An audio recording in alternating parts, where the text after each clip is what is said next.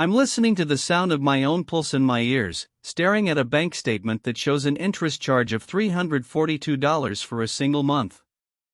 That's $342 just to exist, to carry a balance I couldn't pay off because the cost of groceries and rent hit my account faster than my paycheck did. Maybe you're there right now, feeling like you're running on a treadmill that keeps speeding up while you're just trying to stand still. You see that minimum payment due box, you pay it, and then you watch the total balance barely move. It's like trying to bail out a sinking boat with a thimble. What if I told you there's a way to freeze that clock, stop the interest from bleeding your income dry, and actually see your principal balance drop for the first time in years? We're going to break down exactly how a balance transfer works, the math that separates a smart move from a trap, and the reality of whether your credit score can actually handle the shift. By the end of this, you'll have the exact calculation to see if you can save hundreds, maybe even thousands of dollars this year. Let's look at a real scenario. Imagine you have $8,000 in credit card debt at an APR of 24.99%. APR, that's the annual interest rate, or the cost you pay for borrowing that money every year. If you're only making minimum payments, you aren't just paying for the stuff you bought, you're paying the bank for the privilege of staying in debt for the next decade. If you transfer that $8,000 to a card with a 0% introductory APR for 18 months, you have 18 months of breathing room. But, and this is a massive but, most people get this wrong by seeing that 0% and assuming they have extra money to spend. They don't. They have a window to pay it off. If you take that $8,000 and divide it by 18 months, that's $444 a month. If you hit that number every single month without fail, you are debt-free in a year and a half. No interest. Zero. You just saved yourself roughly $1,800 in interest charges that would have vanished into the bank's pockets instead of staying in your bank account for your emergency fund or a Roth IRA. A Roth IRA is a retirement account where you put in money that's already been taxed, so it grows tax-free and you don't pay taxes on it when you take it out later.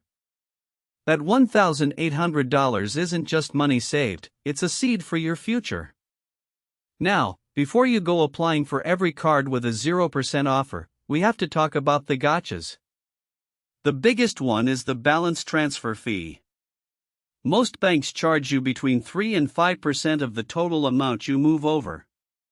So, for that $8,000, you're looking at a $240 to $400 fee just for the privilege of the transfer. Is it worth it? Yes, if you compare $400 to the $1,800 you'd lose in interest over the next 18 months. But you have to factor that fee into your math immediately. If you don't account for the fee, you're starting the race behind the starting line. I remember when I did this the first time. I was so focused on that 0% headline that I completely missed the 4% transfer fee in the fine print. I felt like an idiot. I thought I was getting a clean slate, but I'd effectively just moved my debt and added a $300 penalty for doing it. It stung, but it was still cheaper than the interest. You're not alone if you feel confused by the fine print. These companies are designed to make it look easy while hiding the math. Here is the step you can take today. Go to your current credit card statement, look for the interest charged line item, and multiply that by 12. That is your annual debt tax. If that number is higher than the 3% transfer fee of your total debt, you should start looking at transfer options.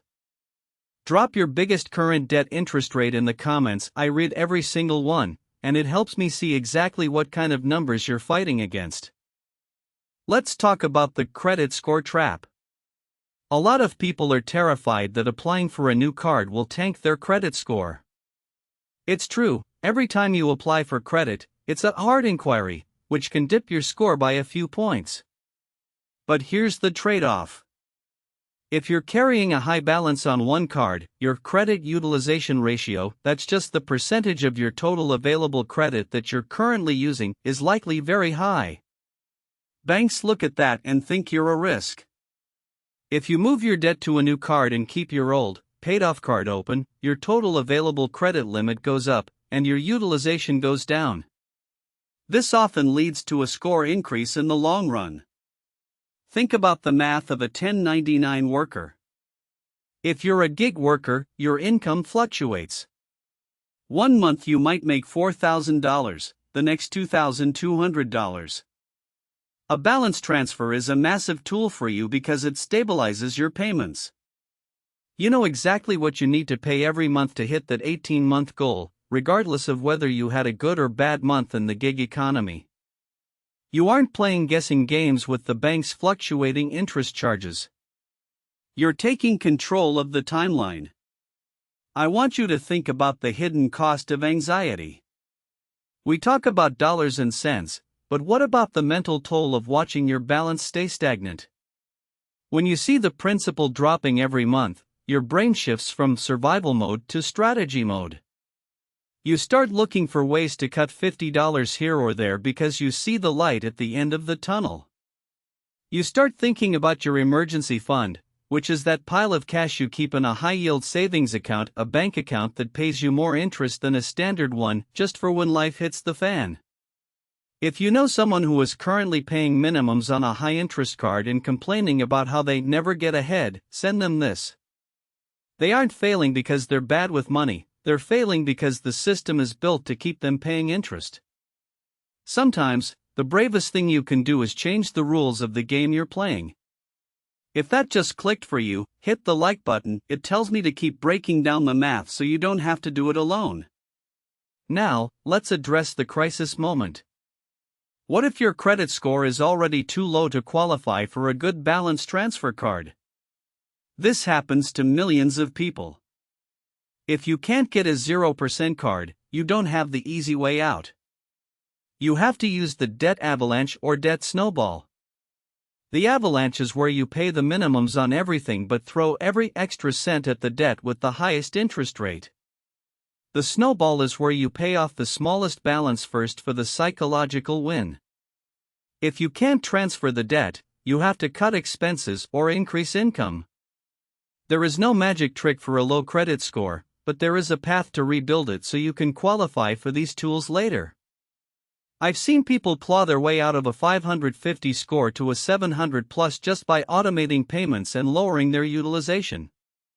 It's boring, it's slow, and it's effective. You stop using the cards, you lower the balance, and your score rises like a tide. It's not a sprint, it's a lifestyle shift. You aren't bad at money. You're just currently in a high-interest hole. The goal is to stop digging.